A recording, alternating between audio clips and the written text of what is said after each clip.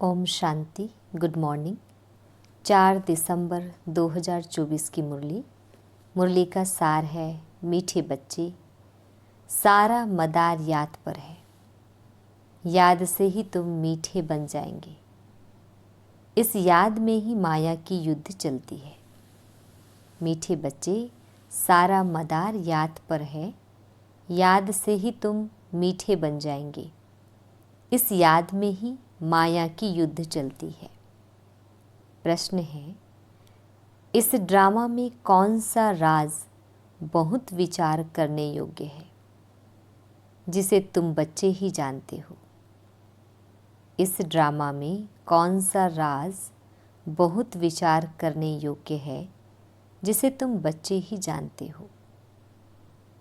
उत्तर है, तुम जानते हो कि ड्रामा में एक पार्ट 2 बार बज न सके।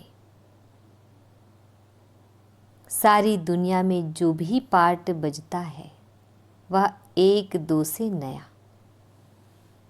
तुम विचार करते हो कि सतयुग से लेकर अब तक कैसे दिन बदल जाते हैं, सारी एक्टिविटी बदल जाती है। आत्मा में 5000 वर्ष की एक्टिविटी का रिकॉर्ड भरा हुआ है, जो कभी बदल नहीं सकता। यह छोटी सी बात तुम बच्चों के सिवाय और किसी की बुद्धि में नहीं आ सकती। ओम शांति। डिटेल है, रूहानी बाप रूहानी बच्चों से पूछते हैं, मीठे मीठे बच्चे, तुम अपना भविष्य का पुरुषोत्तम मुख, पुरुषोत्तम चोला देखते हो? यह पुरुषोत्तम संगम युग है ना? तुम फील करते हो कि हम फिर नई दुनिया सतयुग में इनकी वंशावली में जाएंगे, जिसको सुखधाम कहा जाता है। वहां के लिए ही तुम अभी पुरुषोत्तम बन रहे हो। बैठे बैठे यह विचार आना चाहिए। स्टूडेंट जब पढ़ते हैं तो उनकी बुद्धि में यह जरूर रहता है, कल हम यह बनेंगे। वैसे तुम भी जब यहाँ बैठते हो तो भी जानते हो कि हम विष्णु की डिनायस्टी में जाएंगे। तुम्हारी बुद्धि अब अलौकिक है और किसी मनुष्य की बुद्धि में यह बातें रमण नहीं करती होगी। यह कोई कॉमन सत्संग नहीं है। यहाँ बैठे हो, समझते हो, सद बाबा जिसको शिव कहते हैं, हम उनके संग में बैठे हैं। शिव बाबा ही रचयिता है। वही इस रचना के आदि मध्य अंत को जानते हैं। वही यह नॉलेज देते हैं। जैसे कल की बात सुनाते हैं, यहाँ बैठे हो, यह तो याद होगा ना, हम आए हैं रिजोनेट होने, अर्थात यह शरीर बदल दैवी शरीर लेने। आत्मा कहती है, हमारा यह तमोप्रधान पुराना शरीर है, इसको बदलकर ऐसा शरीर लेना है। कितनी सहज एम ऑब्जेक्ट है। पढ़ाने वाला टीचर जरूर पढ़ने वाले स्टूडेंट से होशियार होगा ना। पढ़ाते हैं, अच्छे कर्म भी सिखलाते हैं। अभी तुम समझते हो, हमको ऊंचते ऊंच भगवान पढ़ाते हैं, तो जरूर देवी देवता ही बनाएंगे। यह पढ़ाई है ही नई दुनिया के लिए, और किसको नई दुनिया का जरा भी पता नहीं है। यह लक्ष्मी नारायण नई दुनिया के मालिक थे। देवी देवताएं भी तो नंबरवार होंगे ना। सब एक जैसे तो हो भी ना सके, क्योंकि राजधानी है ना। यह ख्यालात तुम्हारे चलते रहने चाहिए। हम आत्मा अभी पतित से पावन बनने के लिए पावन बाप को याद करते हैं। आत्मा याद करती है अपने स्वीट बाप को। बाप खुद कहते हैं, तुम मुझे याद करेंगे तो पावन सतो प्रधान बन जाएंगे। सारा मदार याद की यात्रा पर है। बाप जरूर पूछेंगे, बच्चे मुझे कितना समय याद करते हो। याद की यात्रा में ही माया की युद्ध चलती है। तुम युद्ध भी समझते हो।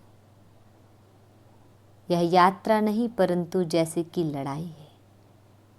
इसमें ही बहुत खबरदार रहना है। नॉलेज में माया के तूफान आदि की बात नहीं। बच्चे कहते भी हैं, बाबा हम आपको याद करते हैं, परंतु माया का एक ही तूफान नीचे गिरा देता है। नंबर 1 तूफान है देह अभिमान का, फिर है काम, क्रोध, लोभ, मोह का। बच्चे कहते हैं, बाबा हम बहुत कोशिश करते हैं याद में रहने की, कोई विघ्न ना आए, परंतु फिर भी तूफान आ जाते हैं। आज क्रोध का, कभी लोभ का तूफान आया। बाबा आज हमारी अवस्था बहुत अच्छी रही, कोई भी तूफान सारा दिन नहीं आया, बड़ी खुशी रही। बाप को बड़े प्यार से याद किया, स्नेह के आंसू भी आते रहे। बाप की याद से ही बहुत मीठे बन जाएंगे। यह भी समझते हैं हम माया से हार खाते खाते कहाँ तक आकर पहुँचे हैं। यह कोई समझते थोड़े ही हैं। मनुष्य तो लाखों वर्ष कह देते हैं या परंपरा कह देते। तुम कहेंगे हम फिर से अभी मनुष्य से देवता बन रहे हैं। यह नॉलेज बाप ही आकर देते हैं। विचित्र बाप ही विचित्र नॉलेज देते हैं। विचित्र निराकार को कहा जाता है। निराकार कैसे यह नॉलेज देते हैं? बाप खुद समझाते हैं, मैं कैसे इस तन में आता हूँ। फिर भी मनुष्य मूंझते हैं, क्या एक इसी तन में आएगा? परंतु ड्रामा में यही तन निमित्त बनता है, जरा भी चेंज हो नहीं सकती। यह बातें तुम ही समझकर और दूसरों को समझाते हो। आत्मा ही पढ़ती है, आत्मा ही सीखती सिखलाती है। आत्मा मोस्ट वैल्यूबल है। आत्मा विनाशी है, सिर्फ शरीर खत्म होता है। हम आत्माएं अपने परम पिता परमात्मा से रचता और रचना के आदि मध्य अंत के 84 जन्मों की नॉलेज ले रहे हैं। नॉलेज कौन लेते हैं? हम आत्मा। तुम आत्मा ने ही नॉलेजफुल बाप से मूल वतन, सूक्ष्म वतन को जाना है। मनुष्यों को पता ही नहीं है कि हमें अपने को आत्मा समझना है। मनुष्य तो अपने को शरीर समझ उल्टे लटक पड़े हैं। गायन है, आत्मा सत्य चित आनंद स्वरूप है। परमात्मा की सबसे जास्ती महिमा है। एक बाप की कितनी महिमा है। वही दुख हरता, सुख करता है। मच्छर आदि की तो इतनी महिमा नहीं करेंगे कि वह दुख हरता, सुख करता, ज्ञान का सागर है। नहीं, यह है बाप की महिमा। तुम बच्चे भी मास्टर दुख हरता, सुख करता हो। तुम बच्चों को भी यह नॉलेज नहीं थी जैसे बेबी बुद्धि थी। बच्चे में नॉलेज नहीं होती और कोई अवगुण भी नहीं होता है, इसलिए उसे महात्मा कहा जाता है, क्योंकि पवित्र है। जितना छोटा बच्चा उतना नंबर 1 फूल। बिल्कुल ही जैसे कर्मातीत अवस्था है। कर्म, अकर्म विकर्म को कुछ भी नहीं जानते हैं, इसलिए वह फूल है। सबको कशिश करते हैं। जैसे एक बाप सभी को कशिश करते हैं, बाप आए ही हैं सभी को कशिश कर खुशबूदार फूल बनाने। कई तो कांटे के कांटे ही रह जाते हैं। 5 विकारों के वशीभूत होने वाले को कांटा कहा जाता है। नंबर 1 कांटा है देह अभिमान का, जिससे और कांटों का जन्म होता है। कांटों का जंगल बहुत दुख देता है। किस्म किस्म के कांटे जंगल में होते हैं ना, इसलिए इसको दुखधाम कहा जाता है। नई दुनिया में कांटे नहीं होते, इसलिए उसको सुखधाम कहा जाता है। शिव बाबा फूलों का बगीचा लगाते हैं, रावण कांटों का जंगल लगाता है। इसलिए रावण को कांटों की झाड़ियों से जलाते हैं और बाप पर फूल चढ़ाते हैं। इन बातों को बाप जाने और बच्चे जाने और न जाने कोई। तुम बच्चे जानते हो, ड्रामा में एक पार्ट 2 बार बज ना सके। बुद्धि में है सारी दुनिया में जो पार्ट बजता है वह 1-2 से नया। तुम विचार करो, सतयुग से लेकर अब तक कैसे दिन बदल जाता है। सारी एक्टिविटी ही बदल जाती है। 5000 वर्ष की एक्टिविटी का रिकॉर्ड आत्मा में भरा हुआ है, वह कभी बदल नहीं सकता। हर आत्मा में अपना अपना पार्ट भरा हुआ है। यह छोटी सी बात भी कोई की बुद्धि में आ न सके। इस ड्रामा के पास्ट, प्रेजेंट और फ्यूचर को तुम जानते हो। यह स्कूल है ना। पवित्र बन बाप को याद करने की पढ़ाई बाप पढ़ाते हैं। यह बातें कभी सोची थी कि बाप आकर ऐसे पतित से पावन बनाने की पढ़ाई पढ़ाएंगे। इस पढ़ाई से ही हम विश्व के मालिक बनेंगे। भक्ति मार्ग की पुस्तक ही अलग है, उसको कभी पढ़ाई नहीं कहा जाता है।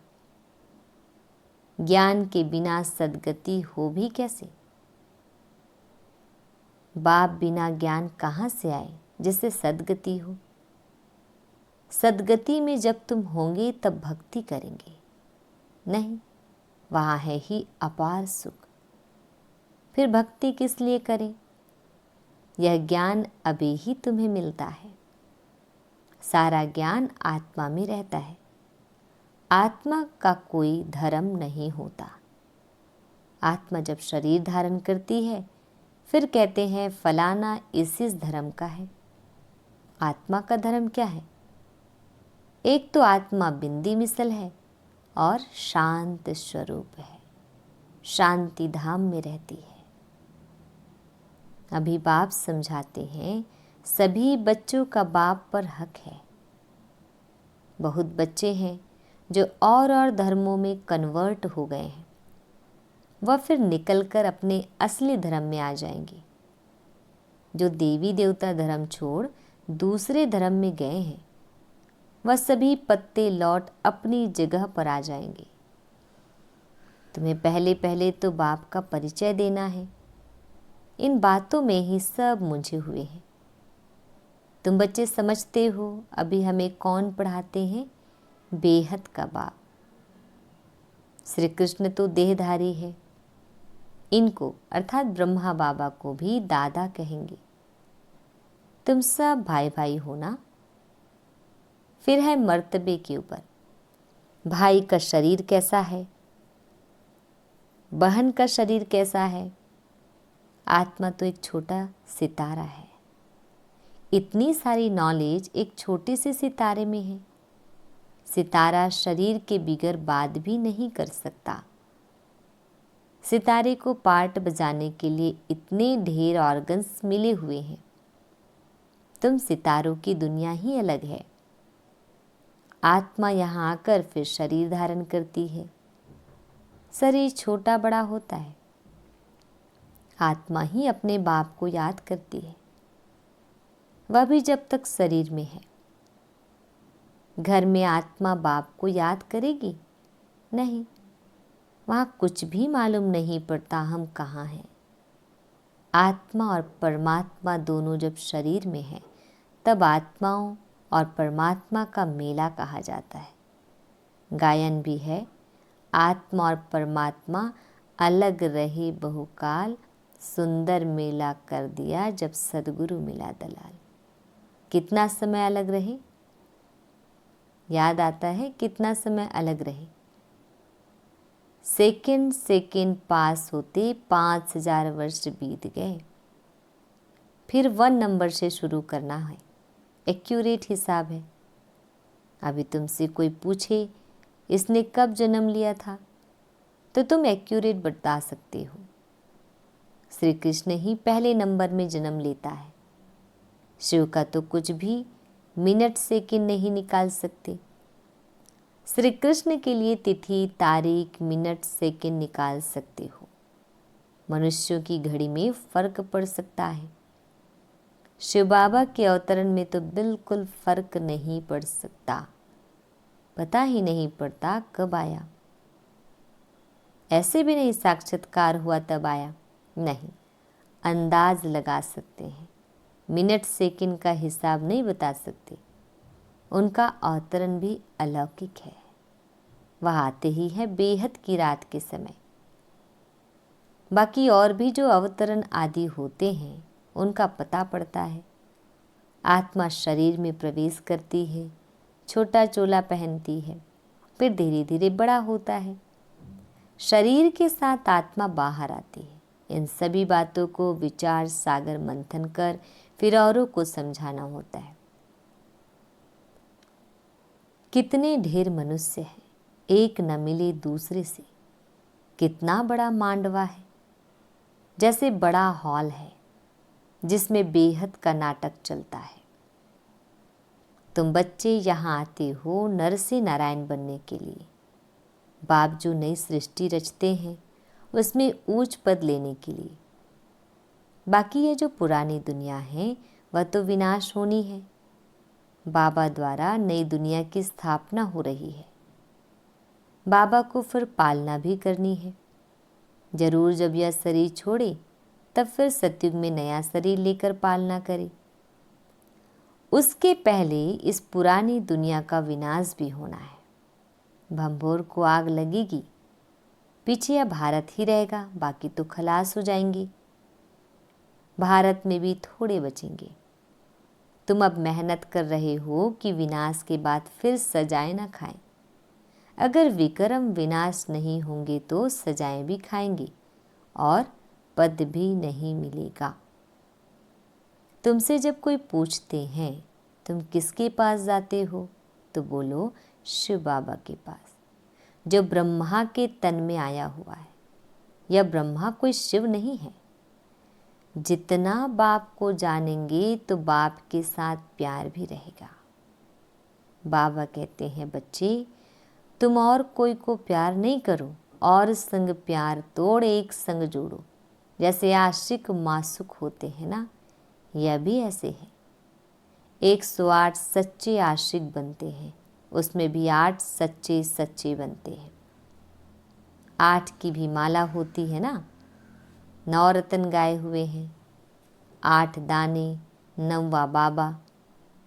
मुख्य है 8 देवताएं, फिर 16,108 शहजादे शहजादियों का कुटुंब बनता है त्रेता अंत तक। बाबा तो हथेली पर बहिष्त दिखलाते हैं। तुम बच्चों को नशा है कि हम तो सृष्टि के मालिक बनते हैं। बाबा से ऐसा सौदा करना है। कहते हैं कोई विरला व्यापारी या सौदा करे, ऐसे कोई व्यापारी थोड़े ही है। तो बच्चे ऐसे उमंग में रहो, हम जाते हैं बाबा के पास। ऊपर वाला बाबा, दुनिया को मालूम नहीं है, वो कहेंगे कि वह तो अंत में आता है। अब वही कलयुग का अंत है, वही गीता महाभारत का समय है, वही यादव जो मुसल निकाल रहे हैं। वही कौरवों का राज्य और वही तुम पांडव खड़े हो। तुम बच्चे अभी घर बैठे अपनी कमाई कर रहे हो। भगवान घर बैठे आया हुआ है, इसलिए बाबा कहते हैं कि अपनी कमाई कर लो। यही हीरे जैसा जन्म अमोलक गाया हुआ है। अब इसको कौड़ी बदले खोना नहीं है। अब तुम इस सारी दुनिया को रामराज्य बनाते हो। तुमको शिव से शक्ति मिल रही है। बाकी आजकल कईयों की अकाले मृत्यु भी हो जाती है। बाबा बुद्धि का ताला खोलता है और माया बुद्धि का ताला बंद कर देती है। अब तुम माताओं को ही ज्ञान का कलश मिला हुआ है। अबलाओं को बल देने वाला वह है। यही ज्ञान अमृत है। शास्त्रों के ज्ञान को कोई अमृत नहीं कहा जाता है। अच्छा, मीठे प्यारे बाबा हम बच्चों को विश कर रहे हैं। मीठे मीठे शिकिल दे बच्चों प्रति माता पिता बाप दादा का याद प्यार और गुड मॉर्निंग। रूहानी बाप की रूहानी बच्चों को नमस्ते। हम रूहानी बच्चों की रूहानी माता पिता बाप दादाजी को याद प्यार गुड मॉर्निंग और नमस्ते। शुक्रिया मीठे प्यारे बाबा, आपका लाख लाख शुक्रिया। धारणा के लिए मुख्य सार है। फर्स्ट पॉइंट है, एक बाप की कशिश में रहकर खुशबूदार फूल बनना है। अपने स्वीट बाप को याद कर देह अभिमान के कांटे को जला देना है। सेकंड पॉइंट है, इस हीरे तुल्य जन्म में अविनाशी कमाई जमा करनी है। कौड़ियों के बदले इसे गंवाना नहीं है। एक बाप से सच्चा प्यार करना है। एक के संग में रहना है। वरदान, ब्राह्मण जीवन में सदा खुशी की खुराक खाने और खुशी बांटने वाले खुश नसीब भव। ब्राह्मण जीवन में सदा खुशी की खुराक खाने और खुशी बांटने वाले खुश नसीब भव। डिटेल है, इस दुनिया में आप ब्राह्मणों जैसा खुश नसीब कोई हो नहीं सकता, क्योंकि इस जीवन में ही आप सबको बाप दादा का दिल तख्त मिलता है। सदा खुशी की खुराक खाते हो और खुशी बांटते हो। इस समय बेफिक्र बादशाह हो।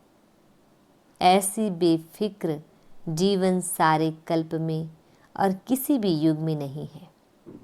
सतयुग में बेफिक्र होंगे, लेकिन वहाँ ज्ञान नहीं होगा। अभी आपको ज्ञान है, इसलिए दिल से निकलता है, मेरे जैसा खुशनसीब कोई नहीं। स्लोगन, संगम युग के स्वराज्य अधिकारी ही भविष्य के विश्व राज्य अधिकारी बनते हैं। संगम युग के स्वराज्य अधिकारी ही भविष्य के विश्व राज्य अधिकारी बनते हैं। ओम शांति।